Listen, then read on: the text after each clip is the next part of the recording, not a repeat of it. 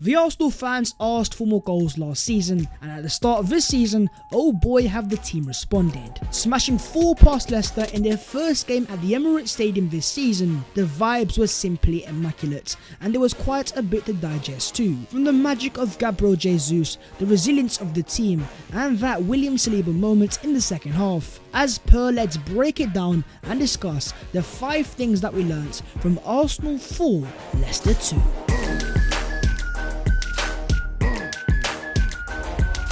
Yo, what is going on guys? My name is Babs14. Welcome back to your boys channel. I was lucky enough to go to the game today thanks to the guys at Pix3, and these guys are doing amazing things in terms of making a platform where you can express your opinions about football or anything else and filtering out any hate or any abuse. It's an amazing initiative that I'm proud to be a part of, and it is something that I would love for you guys to check out too. All the details are down below in the description. As per, don't forget to smash a like if you enjoy and subscribe if you are new, and stay tuned until the end of the video where I will announce the winner of the brand new Arsenal Pink Beauty of the third kit. But for now, let's get into the 5 things, and starting off with number 1, Gabriel Jesus is that guy. If there was a way to script the perfect way to announce yourself to the Emirates Stadium and your first start there in the Premier League, an Alexis Sanchez-esque chip into the top right corner of the goal is near perfection. Let the stats do the talking, with 54 touches, 22 passes completed, 7 shots, 4 on target, 2 goals, 2 assists, 3 key passes, 3 successful dribbles, 4 aerial duels won, and 1 foul won too. And I think it's pretty obvious he was the Arsenal man of the match. He was the star of the show, and he becomes the first player in the Premier League to score 2 goals and provide 2 assists since Matheus Pereira in April 2021. And in terms of Arsenal players to provide 4 goals in the same game,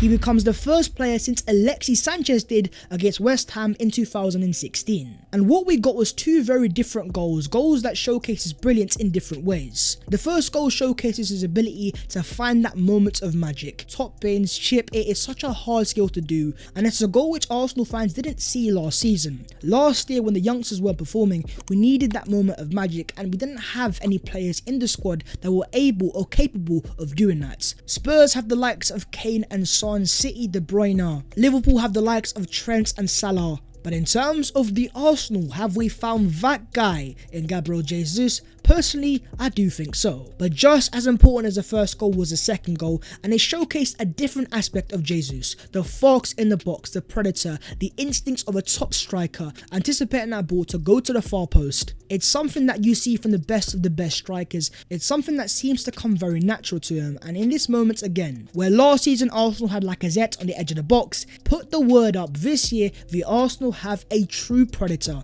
who is able to sniff the goals. The fact that he was able to score 2 goals and get 2 assists, that's 4 goal contributions. Yet according to Arteta after the game, he was still left disappointed, and that's because he missed some key chances where he could have scored a hat-trick. But that's the type of player that Jesus is. He isn't the most clinical strikers in terms of 1 chance, 1 goal. He will miss chances this season, but that is something that is very similar with the best strikers in the world. The likes of Erling Haaland, Robert Lewandowski. If you look at the big chances missed per season, it's normally pretty high. But despite of those missed chances, what you're getting with Jesus is a player that will make his own chances. Whether that's a moment of brilliance at the first goal or the superb movement in the second. Jesus is one of those players where even if he misses a chance, it doesn't affect his confidence.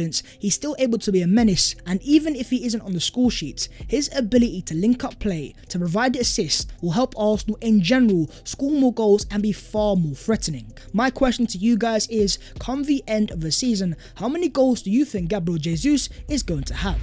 Moving on to number 2, and that is the comeback kids. There are so many positives in this game in terms of the performance. There was a lot of dominance in that first half, sustaining pressure, making chances, the attacking was very incisive, the rotations in the final third, whether it was Odegaard or Saka or Xhaka and Martinelli. There were plenty of moments of pure quality from Arsenal, but it's not something that's ultimately too surprising. What really impressed me the most was in that second half, when Leicester grew into the game. They scored 2 goals in very key moments, and things got just a little bit shaky in the stadium, very swiftly. the Arsenal attack was able to respond emphatically. Yes, it was a mistake for the third goal by the goalkeeper, but once again the anticipation of Gabriel Jesus to be there in the first place, right player, right time and right pass to find Granit Xhaka, who in that final third was causing absolute mayhem, getting a goal and getting an assist. Arsenal was showing resilience, responding straight away, and that was the same case after Maddison made it 3-2. It's almost as if every time Leicester scored a goal, the Arsenal team woke up again. They got themselves out of second gear, and every time they got in that Leicester final third, they always looked like scoring. And that's where you get the fourth goal from Arsenal's Brazilian star boy, not Jesus, but Gabriel Martinelli. On top of the goal scored, he had 4 chances created, the most on the pitch, 1 big chance created, 3 completed dribbles, the most on the pitch again, a 92% passing accuracy, 1 interception, 3 recoveries, and 4 ground duels won. Of course, you can't forget Bukayo Saka, but in terms of both Gabriel Martinelli and Gabriel Jesus, they seem to be forming quite a synergy and a natural chemistry. The 1-2s on the edge of the box, the movement in behind, and the natural fluidity is going to cause teams mayhem this season because of the pace they have, the quality they have, the strength they have, and the understanding of where to be at the right time. The clean ball striking on your weak foot, that is a tremendously hard skill, the one that Martinelli was able to make look light work. There is a sense of belief in the Arsenal attack that no matter how tough things get, they are able to cause issues, cause mayhem, and that is something that as an Arsenal fan is very exciting coming from last season. Moving on to the third thing, and not even out of second gear. It was a very dominant performance and emphatic in many aspects, and the XG confirms that, with Arsenal getting a 3.1 to Leicester's 0.57. When this Arsenal team finds their rhythm and they're playing good, oh boy can they be sensational. And the stats in the first half show that level of dominance, having more ball possession, making more total shots, having more corners and making a lot more big chances. And that is the type of performance that this season at the Emirates Stadium I expect far more often. The whole point of playing positional play football is to have spacing in that final third, and with the right amount of interchangeability, it can be absolutely unstoppable. And when this Arsenal team then uses that structure put forward by Mikel Arteta, then this Arsenal team is capable of playing some football that is extremely pleasing to the eyes. But in that second half though, Leicester came back into the game. Not only were they able to score 2 goals, but more importantly, they had a lot more of the ball. 56% to be exact. But despite of that extra possession, the Arsenal attack was still able to keep on top. It's all about the impact of when you have that ball. And in the second half, Arsenal, I guess, pick and chose their moments. And look, scoring 4 goals, getting 3 points, it was emphatic in many aspects, and I can't have much to criticise. But if there's one thing that I think this Arsenal team can improve upon, I believe the word here is control. I think we need to see more composure from the Arsenal midfield, in particular our number 5 in Thomas Partey. He did have good moments in this game, but there were also moments where for me he was far too wasteful. And to end the game with a 69% passing accuracy, if he wants to be in the echelons of the Rodris or the Fabinhos of the Premier League, he has to become far better in terms of keeping the ball in key moments. Yes, his passes can be pretty incisive, but I think sometimes Partey is too aggressive with the ball, instead of sometimes just keeping it simple and keeping the game ticking. Too often do I see him try the more extravagant pass, which when it comes off, yes, it's amazing, but when you start to lose the ball time and time again, 15 to be precise, it's not the level of ball security that Arsenal require to become a top ball dominant team, which I think Arsenal need to become if they want to compete with the likes of Man City and Liverpool. And in Alexander Zinchenko, Arsenal have a player that already has that level of ball security, a 96% passing accuracy, and what he was doing so well is picking and choosing the right time to pass forward, the right time to play a risky pass, but also the right time to keep it safe and keep the ball. And what he's doing basically is setting the example for the rest of the Arsenal midfielders. And I expect that as his team matures over the course of this season, to keep the ball a lot better and to go from a team that dominates for 45 minutes to a team that is able to dominate for the full 90. Moving on to the fourth thing that we learnt, and that is game-killing subs. I'm going to give you guys 2 names here, in Kieran Tierney and Takehiro Tomiyasu. 2 players last season, when fit and available, were guaranteed bona fide starters. But the weird thing that is in this game, they were fit, they were available, but they were sitting on the Arsenal bench. And when the going got tough in the second half for the likes of Ben White and Zinchenko, we were able to call upon quality first team players off the bench. That, my friends, is what you call squad depth. It shows the evolution of this Arsenal squad, where Mikel Arteta has variety and almost 2 top players that he can call upon given any moment of the game. And as Gabriel Jesus says, sometimes players want to play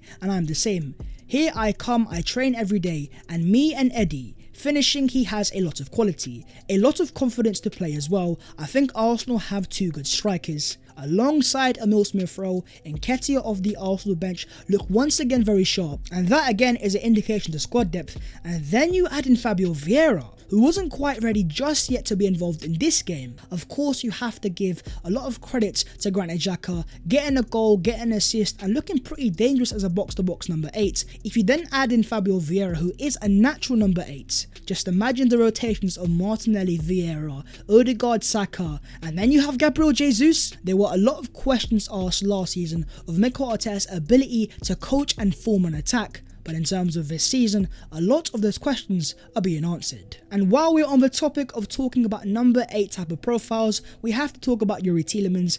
Even though he showed some good signs on the ball, he wasn't too amazing in this game. But the highlight of his game is when he came off. When the Arsenal fans started chanting, "Youri Tielemans, we will see you next week." Alongside chants of "he wants to be here" to Leicester fans, it was a pretty decent reception, a round of applause for a player playing for Leicester City. Edu Gaspar was in the stadium and I'm sure he would have taken notes. So is Tielemans going to be an Arsenal player in a week's time? Well, we're going to have to wait and see.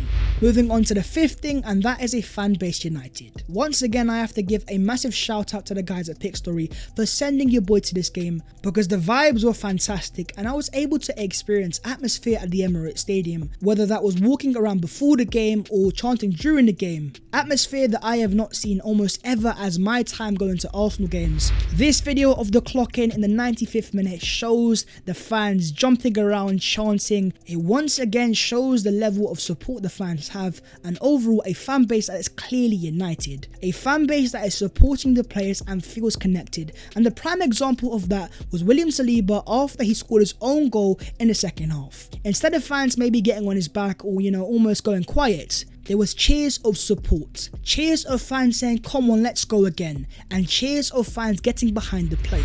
And as Mikel Arteta said after the game, what they did today with William Saliba after the own goal is something I have never seen anything like that in my career.